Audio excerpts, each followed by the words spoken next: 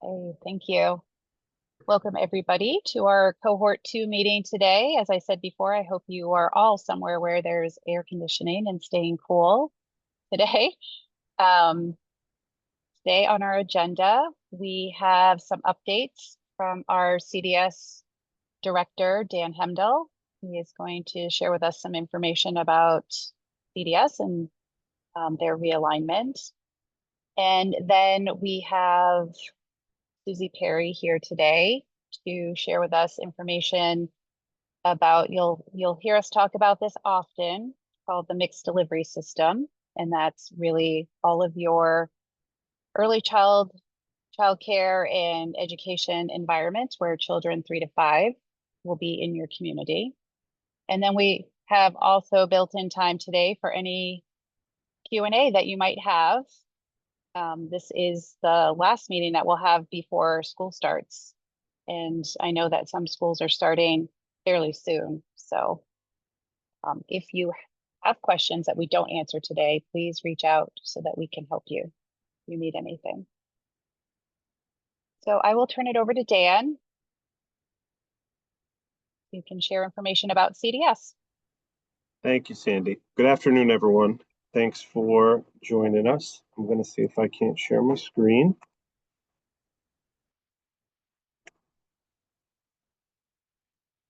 Can everybody see that? Perfect. I know on the agenda it says that I'm going to talk for 20 minutes, and I'm sorry to tell you all that I probably will not be talking for 20 minutes, but we do have some good, important updates that I do want to share with you all as we and I don't want to say that the summer is coming to an end, but we have to face the reality that it is, and what CDS is going to look like through our partnerships as we do the work that we're doing.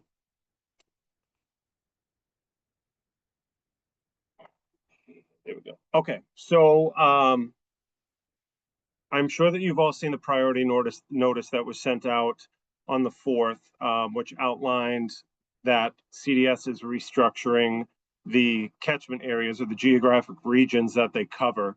And so that I've attached the link. We'll have this PowerPoint sent out as well to you. But that's the priority notice, just outlining what was happening, which is that we were realigning to the superintendent regions. Along with that priority notice, there was the map, which has the physical is a visual of which SAUs, which towns are covered under each site. And the reason that we did it was the language within the law that was passed, a few years back here, that the regional support and service hubs must be aligned with the 9 superintendent regions established by the statewide association of superintendents. So that's sort of the why as to the shift that happened. And if you click on the link, it'll take you to the website, and this is what the map looks like. So you can see that it's broken down. It gives you the opportunity to zoom in, so you can really go all the way down to the SAU level, so you can see which is covered under which regional site. Not a ton of shifting was done really in the southern and the northern parts of our state, but really in the central and western is where the biggest shifts were done. So we actually just did the realignment on the 11th. So we did the official shift on Monday, and along with the language in the law that required us to make this geographic shift, we also used it as an opportunity to address some of the things that have been a struggle for CDS, which includes some areas in our state. We have not had people in positions for as long as I've worked here and beyond. So this allowed for an opportunity for us to get CDS staff everywhere, so that we're not running into problems with current capacity. We also did the shift to make sure that we can continue to fulfill our obligation of provision of FAPE for the children that are not yet in cohort. And then the third reason is really looking at how we can support you folks as you take on this FAPE responsibility. So shifting around served a lot of good purpose for us, where it's going to set us up to not only continue to do the work that we have to do on our end, but also support the work that you are taking on beginning in September. So for our service and support hubs, so really the third reason from the previous slide, what has been and is happening is that MOU meetings are occurring with all of you. Sandy, I don't know if they're done now at this point. Not yet, so they're ongoing. Right. So what's happening in these MOU meetings is we are sharing what our capacity is at the CDS site within your that your SAU is covered under. And we talk about what your supports are for this age group, what we can provide in this age group, and identifying what you would like us to do. Just a short list. It could be case management. It could be child find, having one of our teachers provide some SDI, complete some evaluations. It's really dependent on what your need is and what our capacity is at that regional site. But the MOU meetings are that opportunity to have us tell you what we can offer you, and you share what you feel your needs are. Obviously, we'd like to, where these MOUs are happening before the school year starts, but if we roll into the school year and you're identifying some gaps within your SAU that you didn't account for, or might have been something that was unforeseen, we're ready to go back to the drawing board and talk about how we can support you, even if it's November, December, January. If you're finding that something is missing, we are more than willing and happy to help support you and identify what those barriers are and how we can support you in a service and support hub model. Whoops.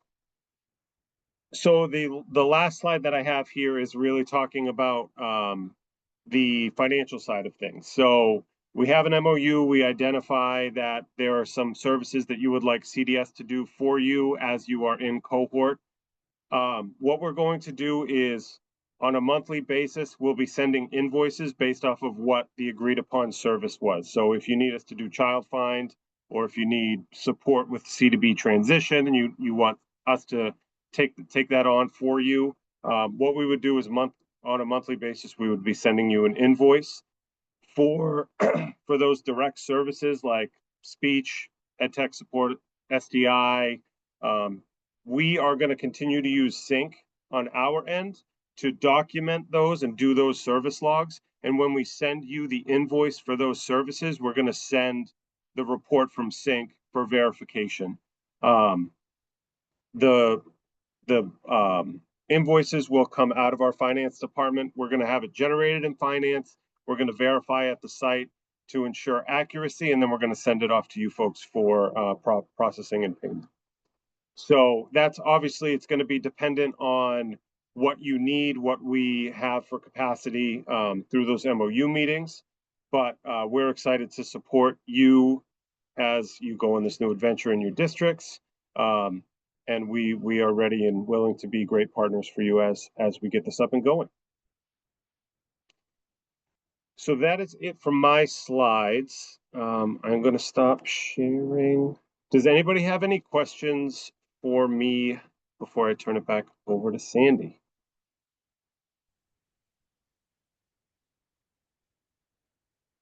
So Dan, just to clarify, school districts won't be using Sync, correct? It will be your staff. Correct. Okay. We're going to do it for just so that we're giving you verification that the services were completed. That's going to be how we internally document it, since that's what we do currently. But no, you folks aren't going to be asked to go into Sync for any of that. That's just what we're going to use for verification. Great, thank you. And one of the things I just thought of, Dan, while you were speaking, is I know that we have some new people joining us today, and we're jumping in like everybody knows who we are, because we've been meeting with Cohort 2 folks since last spring when they signed on. But we know that, just as it naturally happens, there are new administrators and new staff in school districts, and they're joining, and they probably may not know who everybody is. So do you want to just we're going to do backwards introductions. Do you want to just share who you are? Sure, sure. I'm Dan Hemdahl. I'm the State Director for Child Development Services. Great, thank you. And I know I'm going to now turn this over to Susie Perry. And Susie, you have in your presentation a slide of all of our team members. So why don't we, when we get to that slide, we'll do a little introduction as well, if you don't mind. And if you could introduce yourself, Susie, before you start your presentation, that would be great.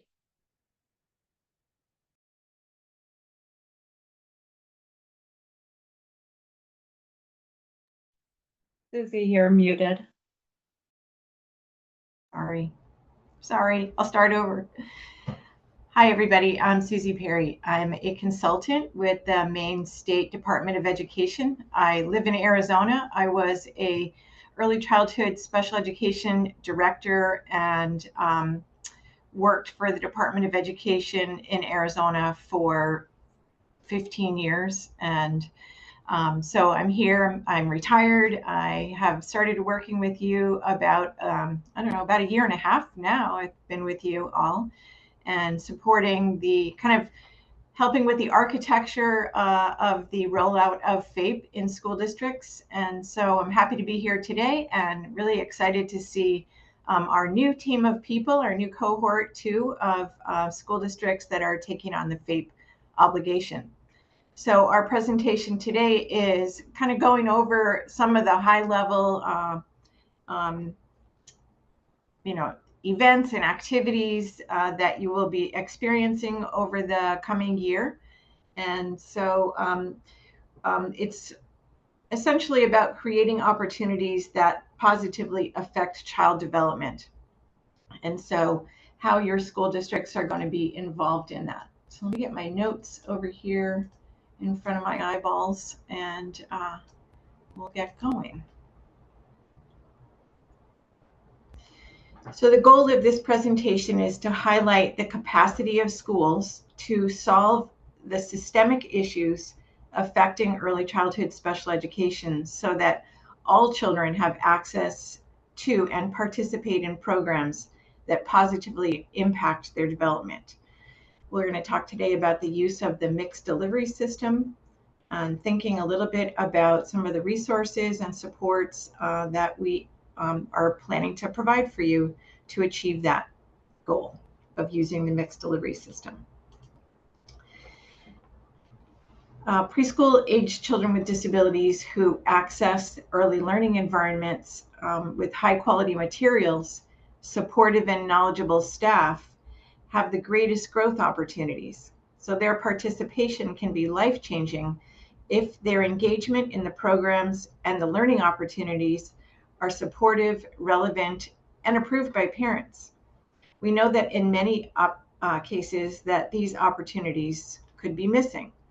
What we hope for all children is that they have access to high-quality learning opportunities, that no matter where they live, that they are participating in activities that support their development, and that engagement results in their learning and development. And we know that across the nation that childcare varies in availability, in quality, and in the results. We're looking to take advantage of all of the resources available in this state to achieve that mixed delivery system. Let's see if we can advance it. So for children with disabilities in this age group, it's a critical time for brain development. It's affected by their social environment, the established community programs, and the systemic influences. So influences on the social environment include those from responsive relationships with the child, any stress or adversity they're experiencing, or caregiver well-being. The community programs that are established for the child include clean water, nutritious food, community economic opportunities, and neighborhood infrastructure. And then finally, the systemic influences that affect children's growth and development include access to quality childcare and education and the public policies that we develop and in order to support their participation. So as education professionals at the state and in the local school districts, we have influence over the many systems and environments in a child's world.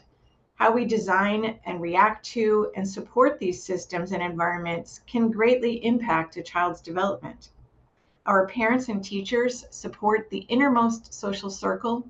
Our city leaders impact the established community environments and programs, and the educators, administrators have direct influence over the systems of quality childcare through our policies, procedures, and practices.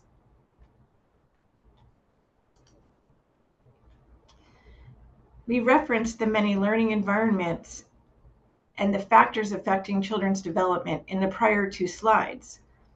Each school district will have differences in the type of programs available in their communities.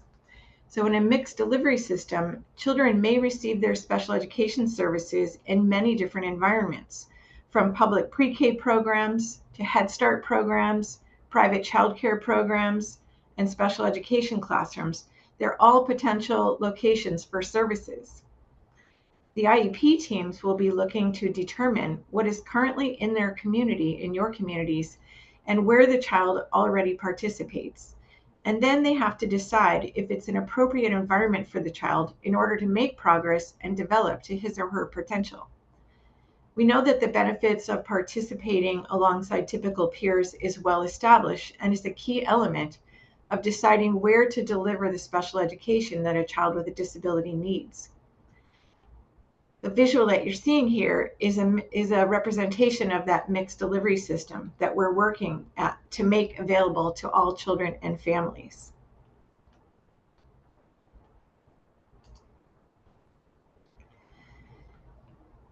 So preschool age children with disabilities are entitled to special education services that are designed to help them make progress towards these age appropriate skills. What we're showing you here is the three outcome areas that are representative of those skills that we're working towards children developing. Positive social emotional skills, acquisition and use of knowledge and skills, and use of appropriate behaviors to meet their needs. IEP teams engage in the processes designed to measure the child's progress over the course of his or her time in their preschool program. This is called the Child Outcome Summary process, and we will have opportunities for further learning about this during our informational sessions this year.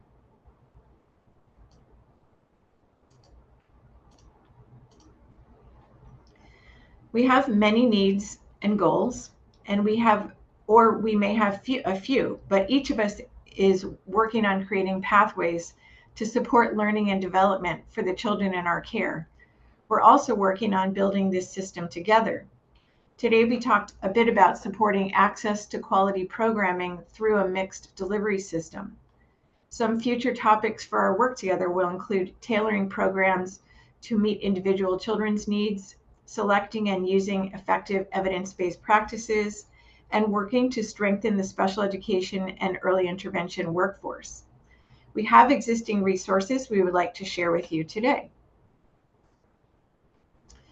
These are a sample of our early childhood special education website pages that have many resources developed over the past year that reference our current regulations and policies, as well as ways to apply them to practice.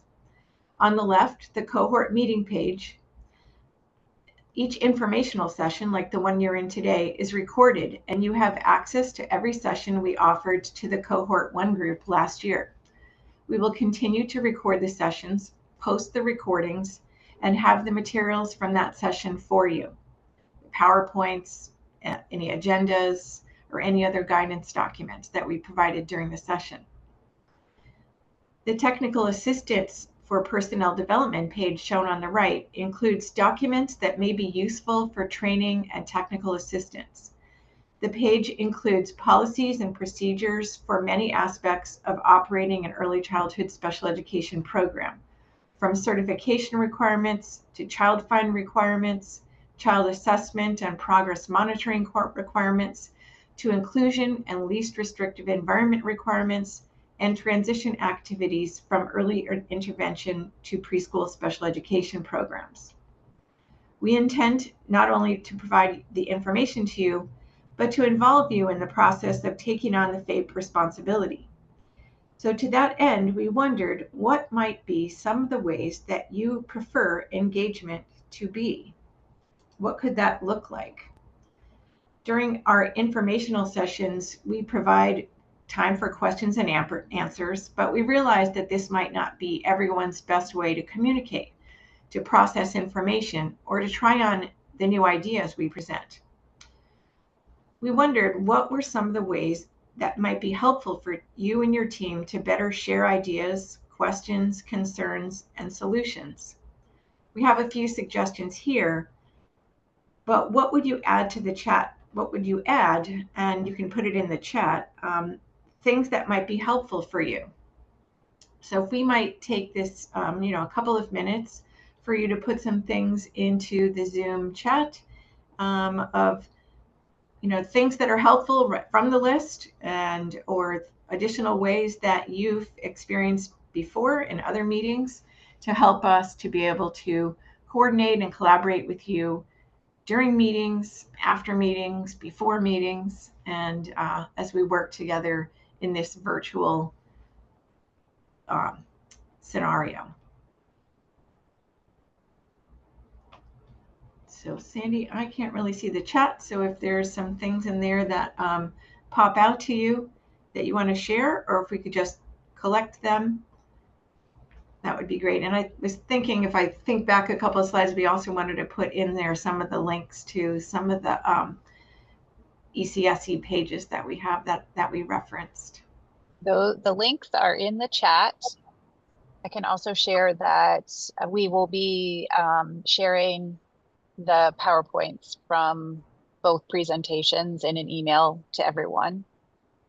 And if you have any ideas for us on how we can share information with you, we would love to hear. We want to know how you best learn and how we can support you in a way that engages you and supports you, because we can come up with all kinds of different ways to present information, but it may not be what you want.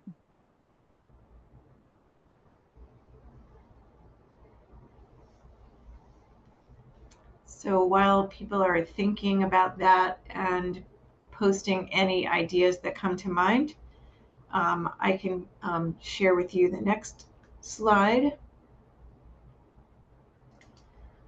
which is additional, the people on your team in the department who are additional resources for you to contact, and we all work together to answer your questions and to think about ways that we can support you as you're taking on this FAPE responsibility. We work closely together weekly, daily, and we are hoping to provide this coordinated system of information and resources for you through this team.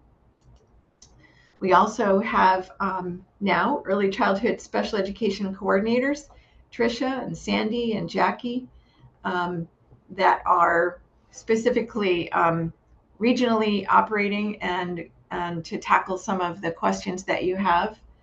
And then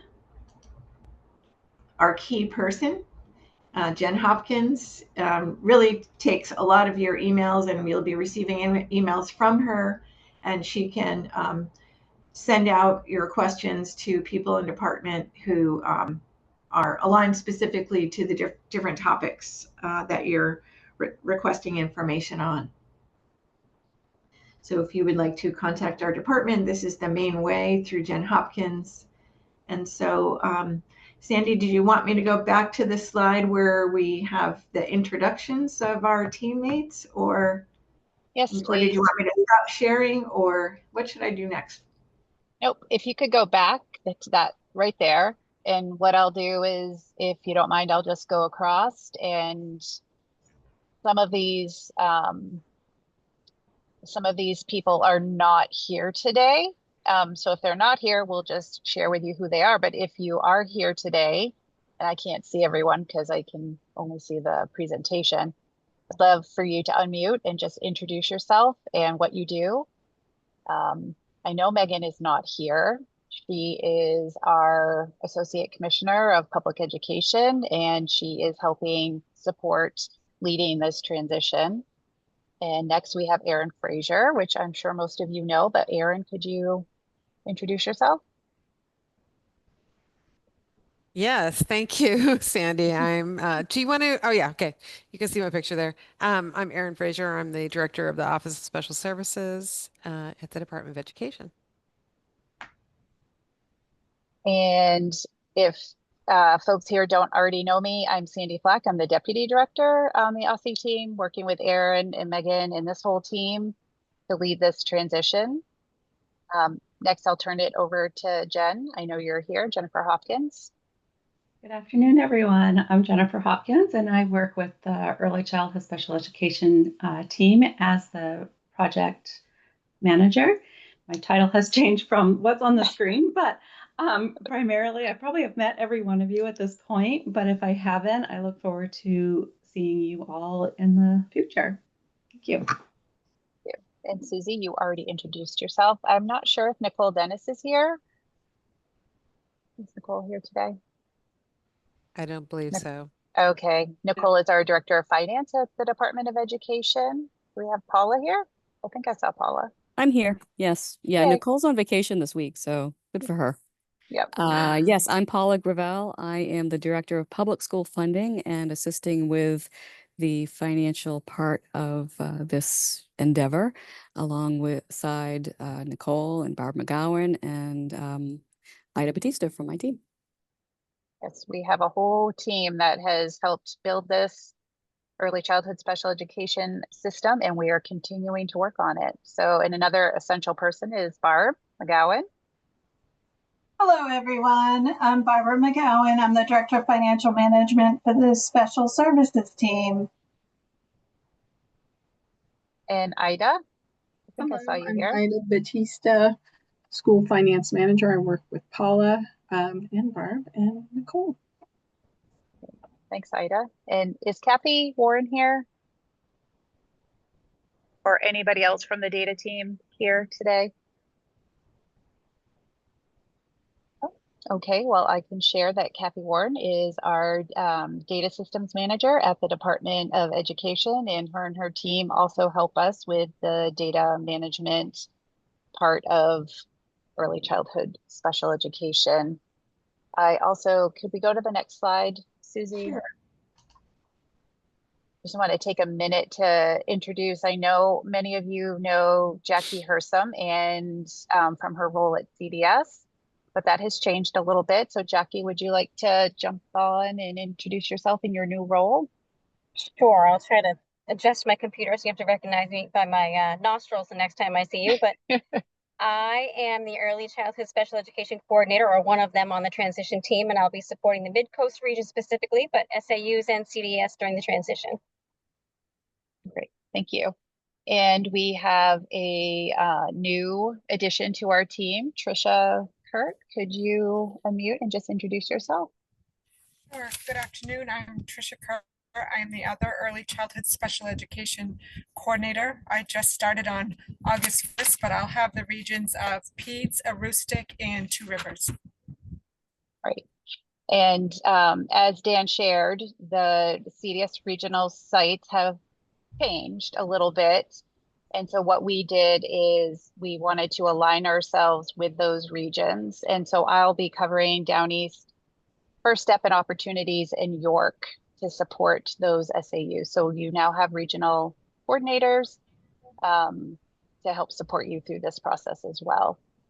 Sandy, could we stop sharing the screen so we could let Sure. some of the, we've had updates and consultants who are working for this team, and they're not yet in our visual. So I just like to have them be able to come off mic and introduce themselves and be able to people to see them. Do you want to introduce some, Erin? Oh, I hope I get everyone. There's so many.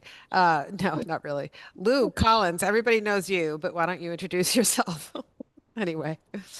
I'm Lou Collins. I'm a consultant working on this project with the department. Good to see everybody here today.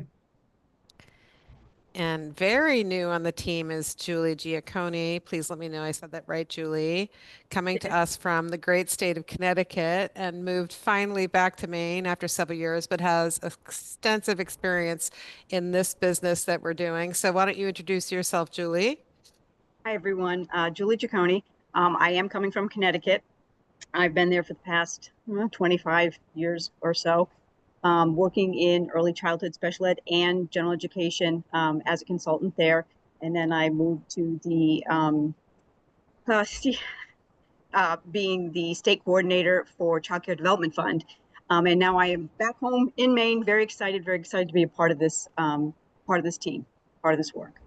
Thank you. So just in case you didn't hear it, Julie's originally from Maine, right, Julie? You're not from away. So welcome back to Maine. Did I miss anybody? Oh, I would like Holly Green to introduce herself too, because you're going to be interfacing with some folks.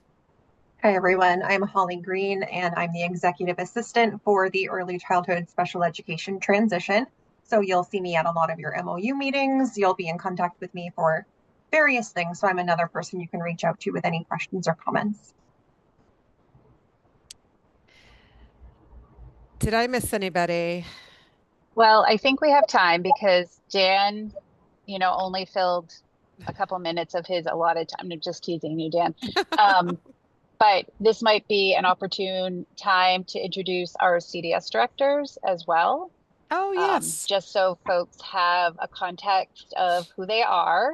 And once again, I know that we have some new people here today, so it might be nice to just go around and introduce them.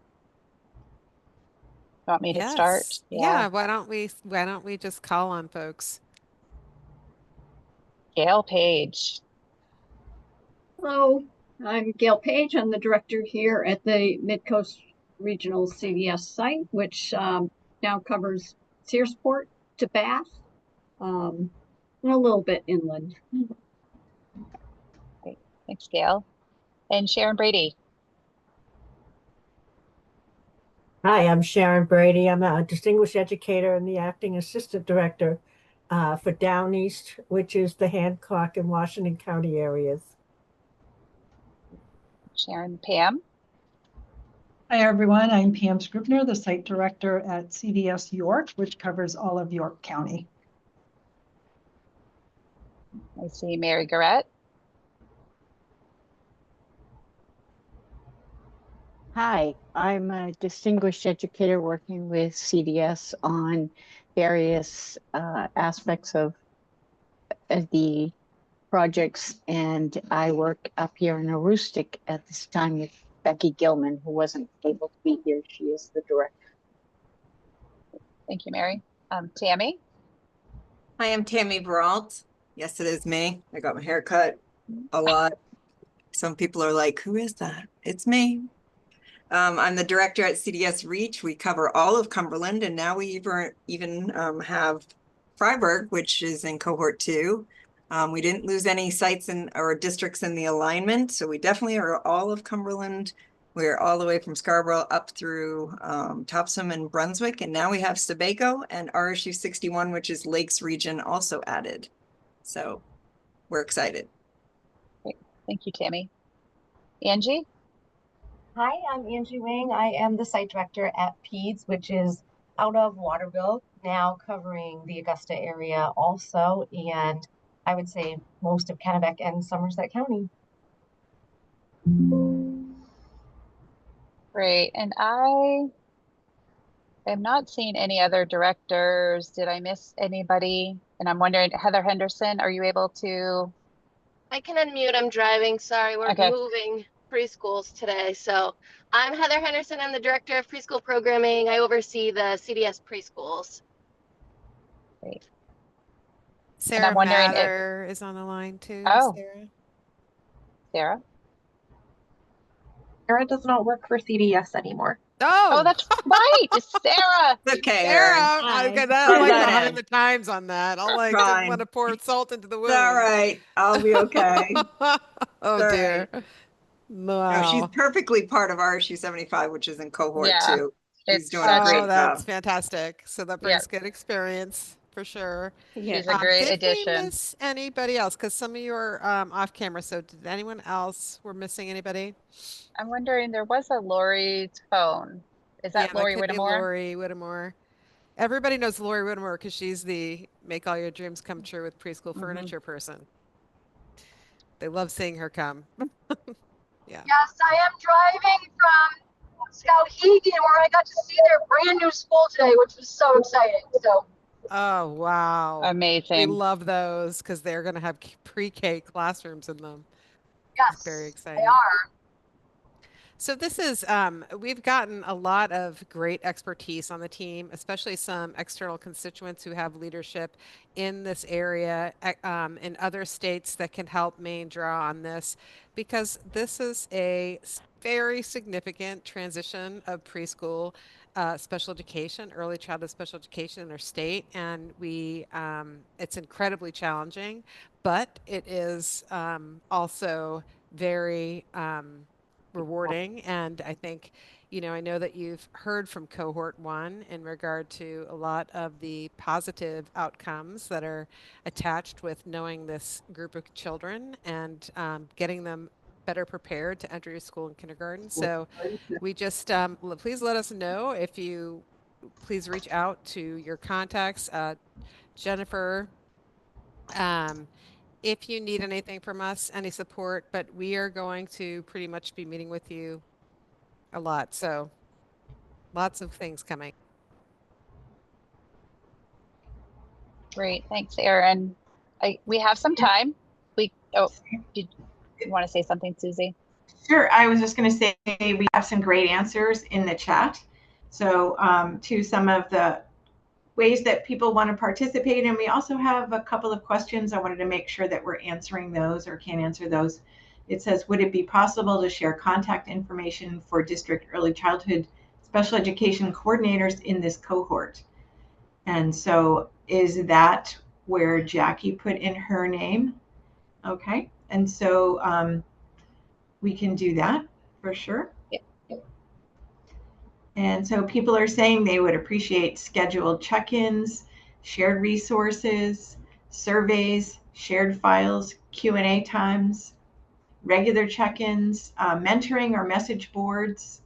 So it looks like we have some agreement on some different ways that we can get some additional participation. So that's exciting. Thank you, everybody, for sharing your thoughts.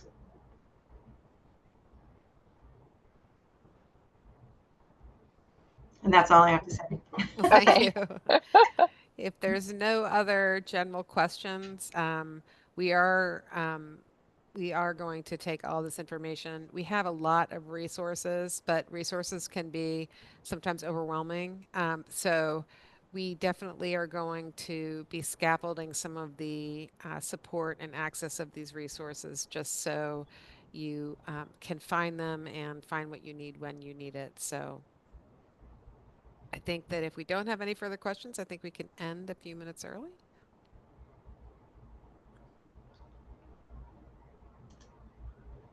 Yeah. All right.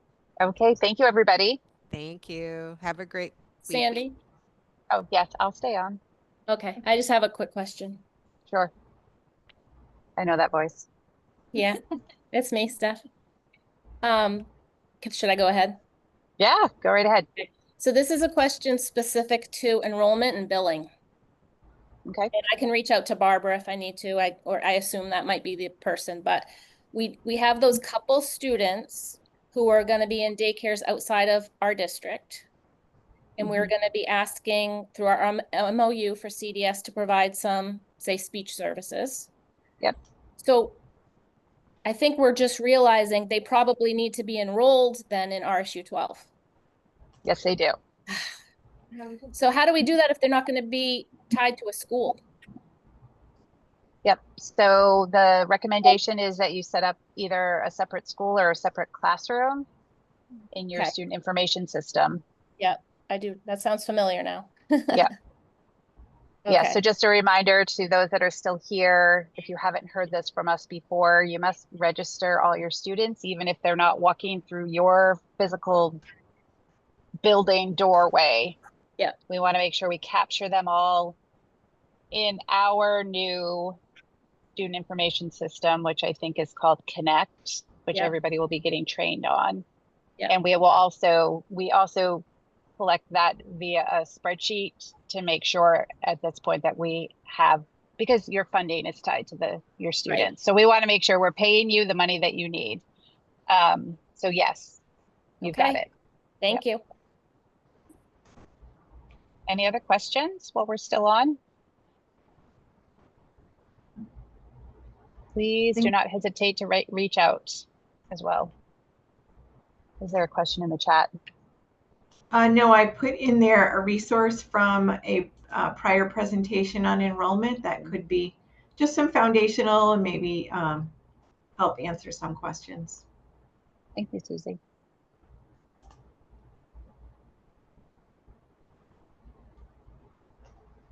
Okay. If nobody else has any other questions, have a great afternoon and evening and stay cool. Thank you.